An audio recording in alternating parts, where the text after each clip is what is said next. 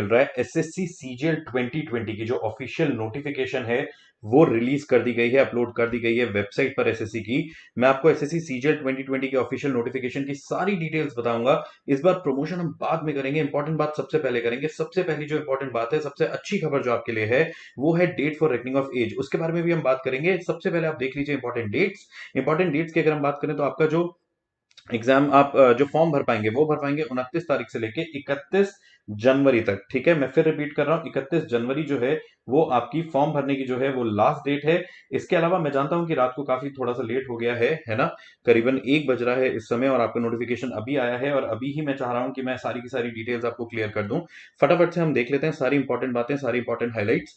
ठीक है, आप यहां पर देखो डेट ऑफ टीयर 2 एग्जामिनेशन अगर हम बात करें, जो कि डिस्क्रिप्टिव एग्जाम के साथ आपका जो मेंस भी होगा, उसकी कोई भी डेट अभी नहीं आई है। ठीक है, टीयर 1 की ही आई है जो कि आपका होगा 29 मई से लेकर 7 जून। इसमें कोई भी चेंज नहीं है। ठीक है, डेट में कोई भी चेंज नहीं है, एग्जाम डेट्स वही रहेंगी। इसके अलावा आप पोस्ट जानते ही हैं क्या है, मैं आपको फटाफट से इंपॉर्टेंट हाईलाइट बता देता हूं। सबसे पहले अगर हम बात करें इस पूरी नोटिफिकेशन की, तो आप यहां पर देख सकते हैं, अगर मैं बात करूं डेट या एज, मतलब date for reckoning of age की अगर मैं बात करूं, तो आप यहां पर देख सकते हैं, 1 मिनट में आपको दिखा देता हूं। जस्ट इसका नेक्स्ट पॉइंट है ये, यहां पर आप देखिए date for reckoning of age है एज ऑन 1 जनवरी 2021। एटलीस्ट इन्होंने अगस्त नहीं किया, सबसे बड़ा रिलीफ तो ये है। ठीक है, होना तो अब कुछ लोग कहेंगे कि 1 अगस्त 2020 होना चाहिए था, 1 जनवरी 2020 होना चाहिए था, पर ठीक है, अगर उन्होंने ये नहीं किया तो सबसे बड़ा रिलीफ अभी इस समय ये है कि इन्होंने 1 जनवरी 2021 किया है, 1 अगस्त 2021 नहीं किया है। तो ये आप लोगों के लिए एक गुड न्यूज है, ये सबसे बड़ा रिलीफ है अभी के लिए। ठीक है, इसके अलावा अगर मैं आपको पूरी नोटिफिकेशन की बात करूं, आपके साथ ही आप देखते रहते हैं, आप लोगों के कुछ भी जो भी डाउट्स होंगे उस पे भी हम आते रहेंगे और ये डिटेल में सारी की सारी पूरी नोटिफिकेशन की डिटेल वीडियो भी कल आपको मिल जाएगी। ठीक है, तो अभी अगर कुछ ऐसा पर्टिकुलर आपको दिख रहा है, आप चाहें तो उसका स्क्रीनशॉट भी ले सकते हैं। मैं आपको डिटेल्स कुछ जो डिटेल्स हैं वो जरूर मैं आपके साथ शेयर करना चाहूंगा इसमें। ठीक है, और यहाँ पर जो मैं आपको दिखाना चाह रहा हूँ, सबसे पहले तो आपने देख लिया, फी आप जानते ही हैं 100 रुपीज है ना। सेंटर ऑफ एग्जामिनेशन जो भी ये प्रॉपर आएगा, स्कीम आपको पता है, टीयर 1 होगा, टीयर 2 होगा, टीयर 3 होगा और टीयर 4 होगा। अगर मैं बात करूं, टीयर 1 की सीबीटी होगा, टीयर 2 की सीबीटी होगा, टीयर 3 यानी कि आपका डिस्क्रिप्टिव एग्जाम होगा और टीयर 4 आपका कंप्यूटर प्रोफिशिएंसी टेस्ट यानी कि डेटा एंट्री स्किल टेस्ट होगा। ठीक है, इसके अलावा अगर हम देखें, तो यहां पर आपको दिख जाता है pattern, scheme of tier 1 and tier 2। कुछ भी अभी इसमें ऐसा कुछ नहीं है जो बहुत बड़ी चीज है जो चेंज हुआ है।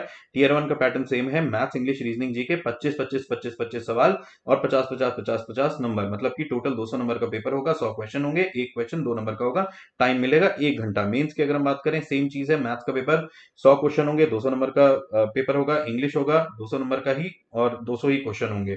ठीक है ना। इसके अलावा अगर यहां पर हम देखें तो आप क्लियरली देख सकते हैं, tier 1 and tier 2 will consist of objective type questions. ठीक है, इंग्लिश हिंदी दोनों में रहेगा। नेगेटिव मार्किंग रहेगी टीयर 1 में 0.5 की, जो कि सेम है। टीयर 2 में रहेगी 0.25 की, ये भी सेम है।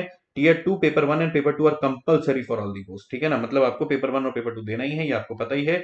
तो अभी इसमें ऐसा कोई बहुत बड़ा चेंज नहीं है। डिस्क्रिप्टिव आप देख सकते हैं टीयर 3, ठीक है, वहां पर ऊपर टीयर 2 में डिस्क्रिप्टिव लिखा हुआ है, यहाँ टीयर 3 में, उसको कोई फर्क नहीं पड़ता। 2 4 5 दिन का गैप आपको मिलता ही है एग्जाम में, ये आप जानते ही हैं, है ना। इसके बाद अगर मैं बात करूं टीयर 4 जो आपका स्किल टेस्ट है, सिलेबस वगैरह सब कुछ सेम है। ऐसा कुछ भी बहुत खतरनाक इस नोटिफिकेशन में अभी एज ऑफ नाउ जो मैं आपके साथ देख पा रहा हूं नहीं है, अपार्ट फ्रॉम की डेटा, मतलब जो आपकी डेट है फॉर रेकनिंग ऑफ एज वो है 1 जनवरी 2021, यही सबसे इंपॉर्टेंट होती है। ठीक है, बाकी सारी चीजें आप देख सकते हैं, बिल्कुल मैं आपको पूरी पूरी नोटिफिकेशन तो दिखा रहा हूं।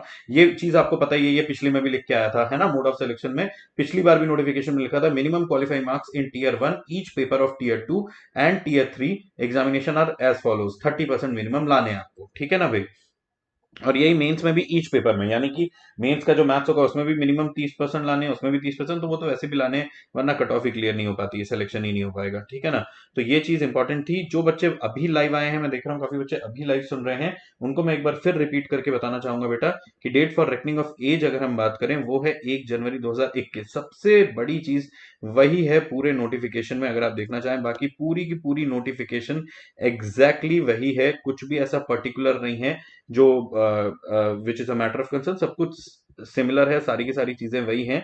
अब मैटर यह करता है कि एग्जाम डेट चेंज कुछ भी नहीं हुई है, 29 मई 2021 को आपका पेपर होगा, 7 जून 2021 तक आपका जो है पेपर चलेगा। ठीक है, अब बात ये आती है कि भाई 7 जून तक ये चल रहा है, 29 मई में हो रहा है, डेट कोई चेंज नहीं हुई है, मेंस की डेट बाद में आएगी। अब मैं जो आप लोगों को समझाना चाह रहा हूँ वो ये समझाना चाह रहा हूँ कि अब आपके पास अच्छा खासा समय है।